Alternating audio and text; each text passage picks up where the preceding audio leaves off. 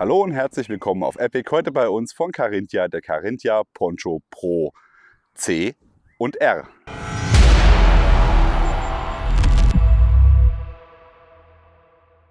Kürzlich haben wir euch von Carinthia das CPS-System vorgestellt. Obwohl das System heißt, ist es tatsächlich nur ein, in Anführungszeichen, nur ein Poncho-Liner, der natürlich als Decke, als Schlafsack und eben als wärmender Poncho genutzt werden kann, inklusive der abnehmbaren Kapuze. Wenn ihr euch für dieses Produkt interessiert, schaut ihr mal am Ende dieses Videos rein. Da haben wir für euch das nochmal verlinkt. Da könnt ihr euch den CPS anschauen. Im Gegensatz dazu ist der Carinthia Poncho Pro C und R ein Ökosystem, was miteinander funktioniert. Das heißt, ihr habt hier einmal das Produkt Pro RC, das heißt, das ist die Cold-Variante, also der eigentliche Poncho-Liner, und dann den Pro R für Rain. Das ist hier der Poncho, den ihr hinter mir aufgebaut seht. Zielgruppe ist hier ganz klar die Behörde. Das Produkt ist etwas hochpreisiger, aber dafür halt auch ultra robust und eben durch die Verwendung in dieser Kombination haben wir so auch noch nicht gesehen. Es gibt zwar viele Poncho-Liner, die man anziehen kann und dann auch einen Regenponcho drüber ziehen kann, aber dieses System kann man tatsächlich eben zusammenpacken und eben auch dann zusammengebaut lassen, darin schlafen und es bei Bedarf dann eben auch überziehen. Bedeutet, ihr habt dann nicht nur den Kälteschutz, sondern eben auch nochmal den Nässeschutz on top. Aber schauen wir es uns einmal im Detail an und fangen mal an mit dem Pro C für Cold. Hier seht ihr jetzt einmal das Packmaß mit dem Carinthia CPS-System, typische Kissenform, und hier der Pro C in der etwas längeren Form, aber ansonsten von der Dicke her ungefähr genauso. Wir haben hier ein Gewicht von ca. 900 Gramm. Das ganze System ist in sich selbst gepackt, wie man das bei Carinthia kennt. Das heißt, ihr habt keinen separaten Packsack, sondern packt das hier in die Brusttasche des Systems. Ihr habt hier eine Schlaufe, die dann in der Brusttasche als Sicherungsleine für Dummycord dient oder eben hier halt, wenn es gepackt ist, um den Sack auch mal aufhängen zu können. Carinthia verwendet hier genau wie beim CPS-System auch die hauseigene G-Loft-Füllung mit 60 Gramm pro Quadratmeter. Und wir haben hier eine Gesamtgröße von 2,34 Meter, also 234 Zentimeter mal 170 Zentimeter. Was hier sofort ins Auge fällt, wenn man das mit anderen Produkten, auch mit dem CPS-System vergleicht, ist, dass hier in der Kältevariante keine Kapuze vorhanden ist.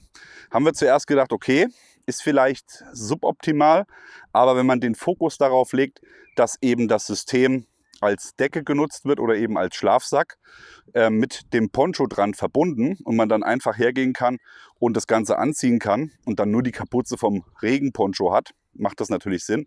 Und natürlich auch unter dem Aspekt militärisch gesehen, eine Kapuze ist immer im Notfall nur zu tragen, weil man eben sein sekundäres Hören ein bisschen einschränkt. Von daher ist es hier auf jeden Fall, denke ich, eine sinnvolle Variante, das Ding ohne Kapuze zu bauen. Der Kragen, der hier verwendet wird, ist mit Vlies ausgestattet und mit Magnetknöpfen. Dazu habt ihr 2 Stück jeweils, die dann das System auch geschlossen halten in der Deckenvariante. Weiter vorne auf der Brust ist dann hier, wie gesagt, die Packsacktasche, die ihr dazu verwenden könnt, um den Sack in sich selbst zu packen. Ihr könnt insgesamt bis zu 8 Poncho-Systeme miteinander verbinden, sagt Carinthia. Wir haben jetzt leider keine 8 hier, aber einfach, dass ihr es schon mal gesehen habt. Die Systeme lassen sich dann miteinander mit Knöpfen verbinden. Man hat hier Canadian Slotted Buttons verwendet, und zwar von der Knöpfung her so, dass ihr quasi immer einen Knopf neben den anderen setzt. Das heißt, ihr habt pro Stelle dann eine doppelte Knöpfung, was natürlich für die Robustheit nochmal deutlich besser ist. Auch dass die Slotted Buttons sind unserer Meinung nach die richtige Wahl, weil die eben nochmal deutlich besser halten als eben nur einfach genähte Knöpfe.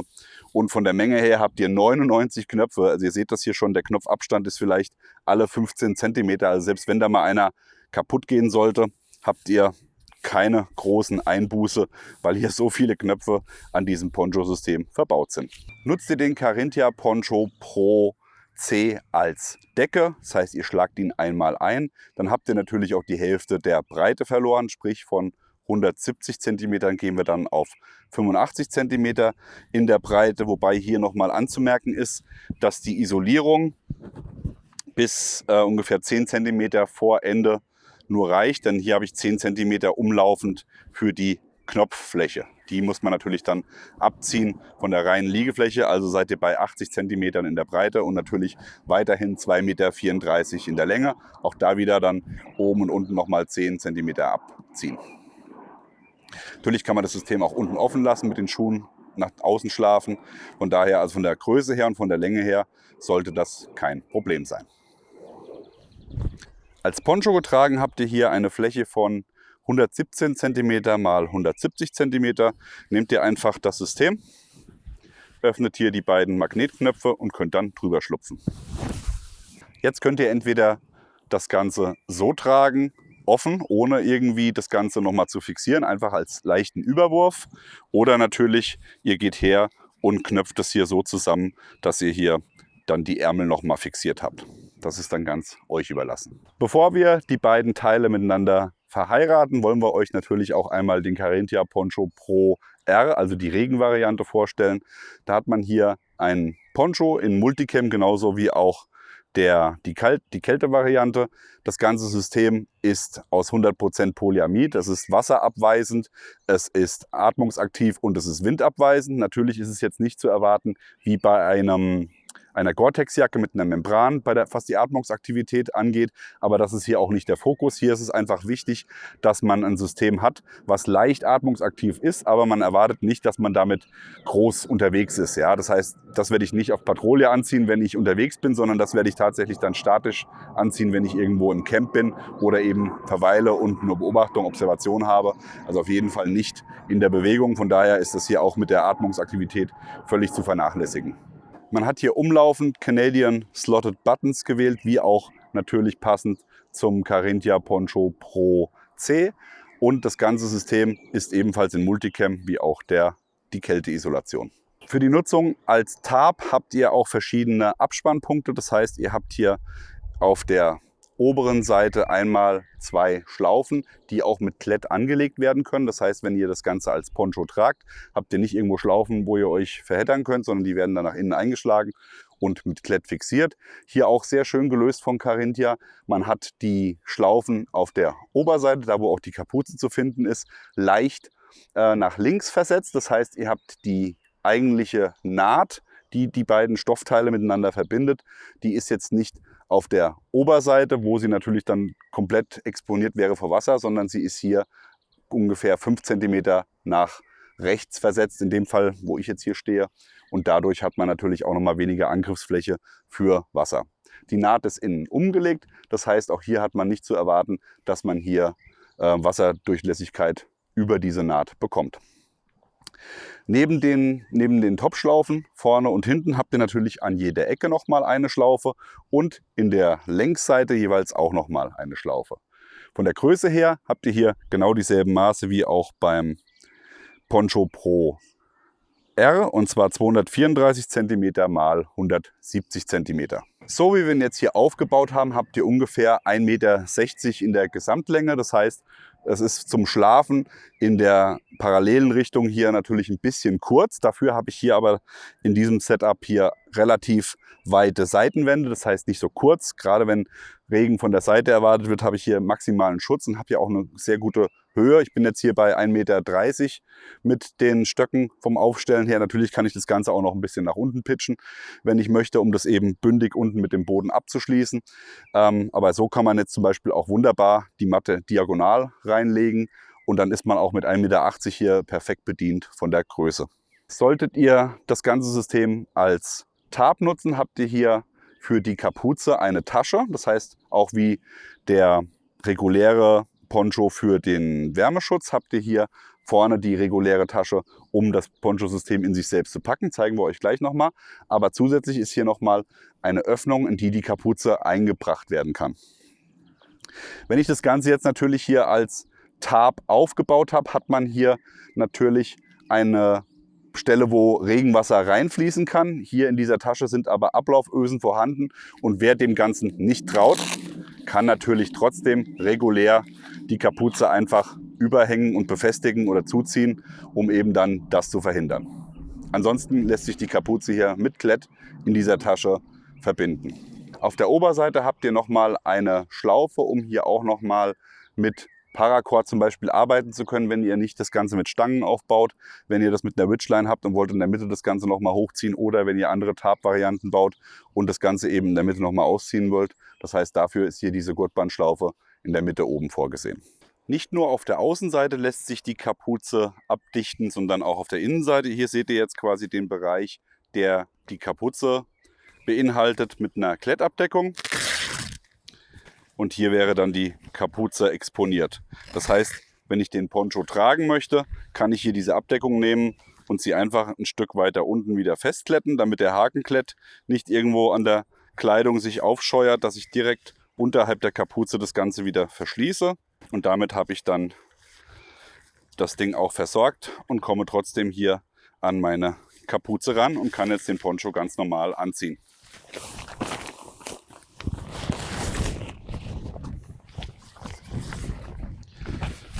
Getragen habt ihr hier Maße von 117 cm mal 170 cm und wie das bei jedem anderen Poncho so ist, habt ihr auch hier wieder die Möglichkeit, das Ganze eben offen zu tragen, dass die Ärmel einfach runterhängen, oder aber ihr knöpft das ganze System hier zusammen, um dann eben nur die Hände durchzulassen. Wir waren tatsächlich ein bisschen skeptisch, was die Wasserdichtigkeit bei der Kapuze angeht. Noch einen Schritt zurück. Wasserdichtigkeit werden wir auch häufig gefragt, was hat das Ding für eine Wassersäule? Wassersäule ist tatsächlich nur interessant bei Laminaten, deswegen hat Carinthia das auch auf der Seite nicht angegeben. Wir haben hier eine PU-Beschichtung, das heißt, der Poncho ist wasserdicht, und wie das auch bei Zelten ist, die mit 30D Ripstop arbeiten, also wirklich deutlich dünner sind als der Carinthia Poncho, das ist, die halten, solange sie die Spannung haben, Wasser komplett ab, und da muss man sich keine Sorgen machen, dass da irgendwas durchkommt, und genau das gilt hier auch für das Poncho-System. Ja, also nochmal auf die Ablaufösen zu sprechen zu kommen. Wir waren da wirklich skeptisch, dass da das funktioniert, aber tatsächlich sammelt sich das Wasser hier dann in dem Sack. Natürlich, wenn man nicht den Poncho genügend abgespannt hat, dann hat man da natürlich eine Einbeulung oder eine Einbuchtung, aber das Wasser läuft durch die Ablaufösen ab. Und kleiner Funfact, oder weiß nicht, ob das bei Design so ist, aber wenn ich da dann einen Behälter unten drunter stelle, habe ich tatsächlich dann genau einen Punkt, wo ich Wasser sammeln könnte, Regenwasser sammeln könnte, auf den Punkt, und muss nicht mir Sorgen machen, dass es irgendwo anders runterläuft. Das wird tatsächlich dann sehr gut kanalisiert durch die beiden Ablaufösen. Auf der Front habt ihr dann hier nochmal eine Tasche, wo ihr den Poncho auch in sich selbst verstauen könnt. Die ist hier dann in der Front zugänglich mit einem Zipper YKK, und oben drüber der Bereich, wo auch die Ablaufösen sind, wo die Kapuze reingepackt wird.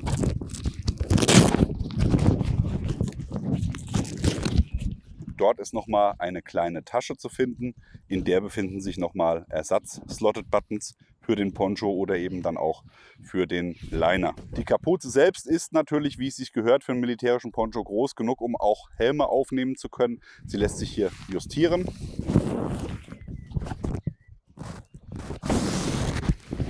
Am Hinterkopf habt ihr dann die Klettstreifen, die dafür gedacht sind, wenn die Kapuze eben in der Tasche fixiert wird, aber keine weitere Justierung hier zu finden.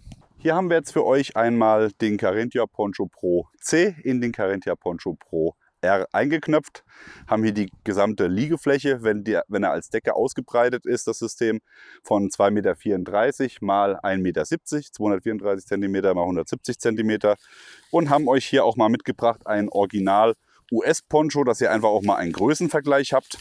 Und da seht ihr schon, dass der US-Poncho ein wenig kleiner ist. Also Breite ist identisch, aber eben hier an den Ecken fehlt es ein bisschen, und in der Gesamtlänge habt ihr auch noch mal minimal ein kleines Stück kürzer den Original-Poncho, und der Carinthia ist ein bisschen größer. Man hat jetzt hier die Möglichkeit, das Ganze so zu knöpfen, dass ihr eben beide Knopfreihen benutzt. Ihr habt ja immer ein Loch und einen Knopf pro Seite. Das heißt, sowohl auf dem Isolationsponcho als auch auf dem Regenponcho immer einen Slotted Button und ein Loch. Jetzt könnt ihr natürlich doppelt immer knöpfen, habt ihr die maximale Robustheit, oder ihr knöpft immer nur eine Reihe, um dann eben kompatibel zu sein mit weiteren Ponchos, wenn ihr das verbindet. Oder aber auch, wenn ihr natürlich das Ganze jetzt als Schlafsack benutzen wollt, müsst ihr es ja irgendwie auf der anderen Seite wieder zusammenknöpfen. Das heißt, ihr geht jetzt einfach her und dann habt ihr hier den Überhang und dann könnt ihr hierher gehen. Ich mache das jetzt mal demonstrativ an einem Knopf. Nehmt von der einen Seite den Knopf und fügt den da unten zusammen. Und dann könntet ihr sogar noch den oberen Knopf nehmen und dadurch würde dann hier ein Schlafsack entstehen. Ist natürlich jetzt nichts, wo man schnell rauskommt. Da wäre wahrscheinlich ein Reißverschluss schneller, um es wieder aufzuziehen. Aber wie gesagt, in so einem System würde man im Einsatz eher auch offen schlafen, ja, mit der Ausrüstung an, um eben sich einfach nur zuzudecken und das Ganze eben als Deckenschlafsack zu nutzen. Wo ich jetzt den riesen Vorteil sehe gegenüber anderen Systemen, die eben getrennt sind, dass ich hier Nässeschutz und Kälteschutz in einem habe und es eben auch schnell anlegen kann. Und zwar vom Schlafmodus in den, ja, sagen wir mal, Patrol-Modus oder Überwachungsmodus. Also wenn ich meine Pausenzeit gehabt habe und geschlafen habe, kann ich jetzt mit wenigen Handgriffen das Ding trotzdem weiter anziehen. Ich muss eigentlich nur meine Regenkapuze hier aus der Tasche holen.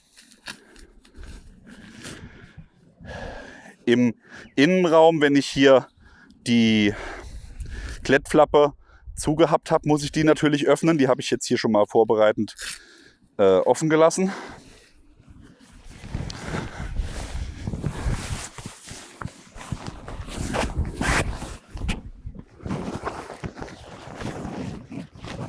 Und dann kann ich das System einfach so anziehen und habe hier dann meine Isolation und meinen Regenschutz in einem und kann da wirklich sehr, sehr schnell eben von dem einen Modus in den anderen wechseln. Unser Fazit unter dem militärischen Standpunkt, für den das System konzipiert wurde: alles richtig gemacht, perfekte Lösung, um eben mit mehreren Systemen parallel arbeiten zu können, um schnell vom Schlafmodus in den Wachmodus gehen zu können, ohne auf Kälte- oder Nässeschutz zu verzichten.